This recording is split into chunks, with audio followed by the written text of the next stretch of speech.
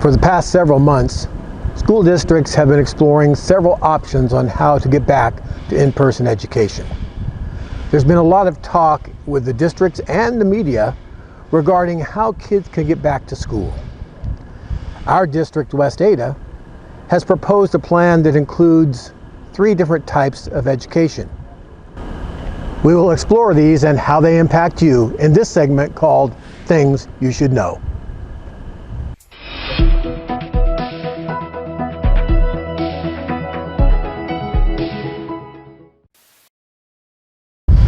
The governor has established 5 stages in the state of Idaho that represent the conditions with the coronavirus. Our local central health district takes that information and uses it to decide what stage we are currently in. For us, we pay close attention to stages 5, 4, and anything lower than 3. Stage 5 means that there is no community spread. Stage 4 represents a limited community spread, and 3 means there is rather aggressive community spread.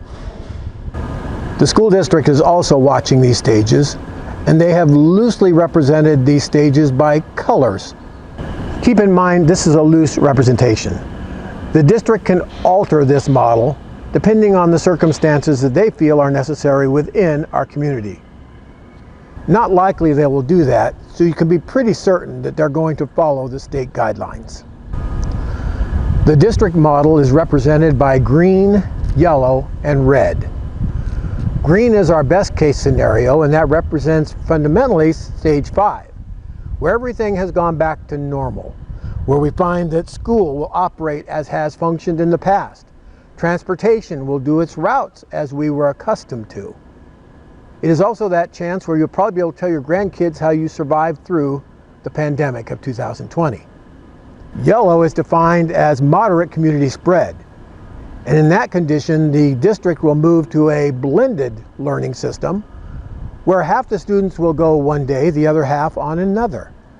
This will have some impact on routes, but will not impact transportation. We will continue to run. Now, our worst possible situation is red. That means that businesses would probably close back down. It means there is a significant spread of the virus in the community. It also means that schools will close and they will go to online learning. If that is to happen, our buses will not run. But there is another situation that might arise. There could be a case where just a school or several schools are affected by the virus. Those schools may close, and only for a few days. Then we will return to work as normal.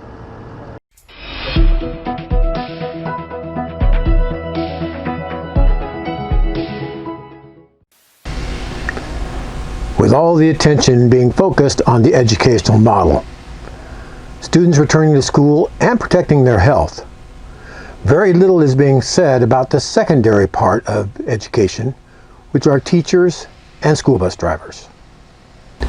Teacher unions are beginning to speak out, and drivers and monitors are asking the question, what about us? After all, they are in that high-risk category. I can tell you that I am very proud of our parent company, STA. From the very beginning, they were forming committees and consulting with industrial leaders to come up with the best possible plan to return our drivers and monitors to work, keeping them in an environment that is as virus-free as possible. To this end, they have created a document called the COVID-19 Exposure Control and Response Plan. That document can be found on the website sta-information-card-co.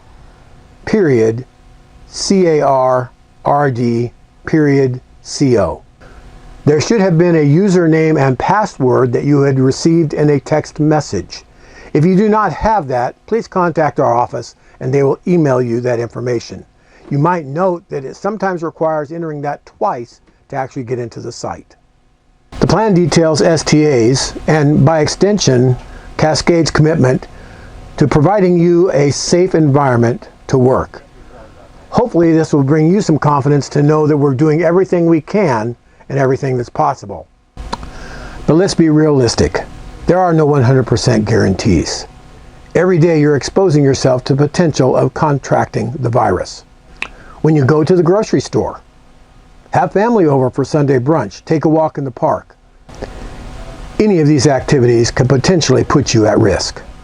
You mitigate your exposure with masks, gloves, social distancing, and hopefully common sense. You will need to do your part away from the yard to assist us in helping to provide a good virus-free environment. We are going to use the same good common sense and mitigation methods to keep you as safe as we possibly can here at the yard. Let's walk through what you're going to find when you return to work.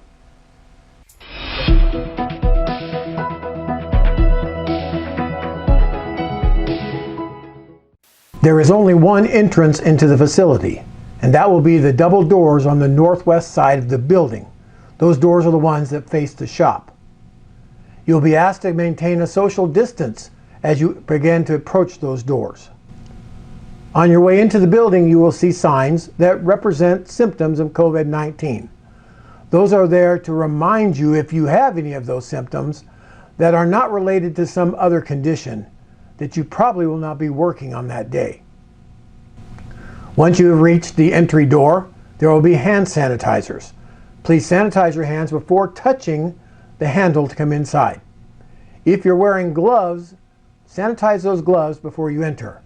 If for some reason you have not put the gloves on yet, once inside the building, please put on the gloves. Use the sanitizer on the gloves before you proceed. They will be worn all the way through your pre-trip. Inside, you'll be greeted by a friendly staff member who will ask for your route number, if you've been around anyone who has COVID-19, or if you are experiencing symptoms yourself. Hopefully it will be no to those last two questions, at which point they will do a fever check to confirm that you do not have a temperature. When all is good, you'll be moved on to the key desk. Once you have received your key, this is where your time for your route begins. Now that's what will be documented on your route sheet, so please try and stay as close as you can to the time that you should be on your route. Your next process is a direct path out of the building. You can stop at your mailbox to collect any items we may have provided to you. Mailboxes are not a storage spot, so please remove the items and do not leave things there. From there, you'll head directly out to your bus. Now I'm going to turn it over to Regina, and she's going to give you information about how to prepare your bus for your daily route.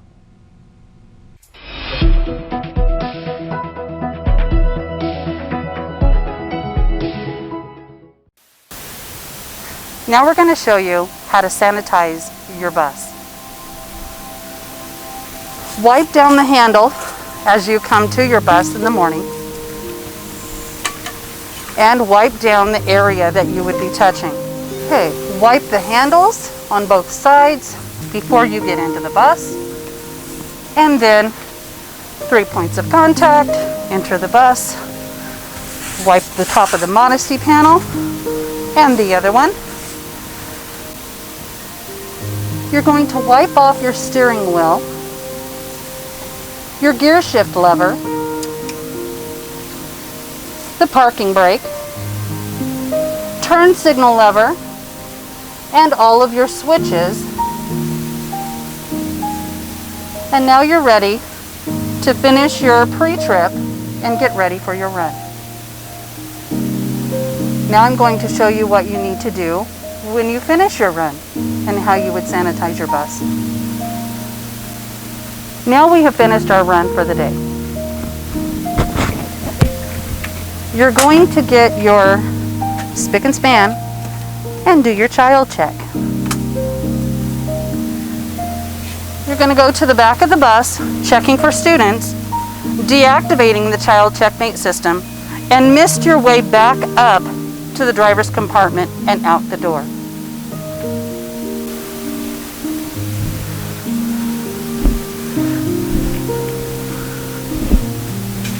Checking for students as you're going back. Come to the back of the bus. Deactivate the child checkmate system. As you're still watching for students, you're now going to start misting the seats. Just a light mist over the seats as you're still checking for students and belongings that have been left behind. not wipe this off, just mist and leave it. You will do the entire bus. Obviously, if there's areas that have been soiled by a student in any way, you will take extra care for that area. And this will conclude the inside of the bus. Be certain to mist the modesty panel as well. And then you're going to be sure you have paper towel with you. You are going to wipe your way out. Put this back where it belongs. And you will secure this back. Be sure that this is secure with the bungee. Now you're going to wipe your way out. The handrails on both sides. And the door. And you're done.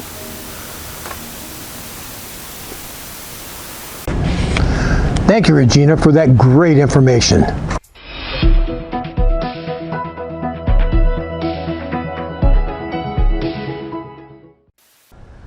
When you head back to the building, you will notice some boxes. Those are designed to drop off your keys, your DVIR, and any other information like work orders that might need to go to staff. This will keep you from actually entering the building at the end of the day. You will notice that our DBRs have now been designed for a weekly use, so you'll only drop those off on Fridays. I want to remind you again that no one will be entering the building after their routes. The only exception to this would be to use the restrooms, and that will be in limited availability and subject to social distancing. We have supplied additional portable units outside the building. Those are some of the things that you need to know. And I'll be back in just a bit to talk about student management. So now I'm sending it back to you, news team.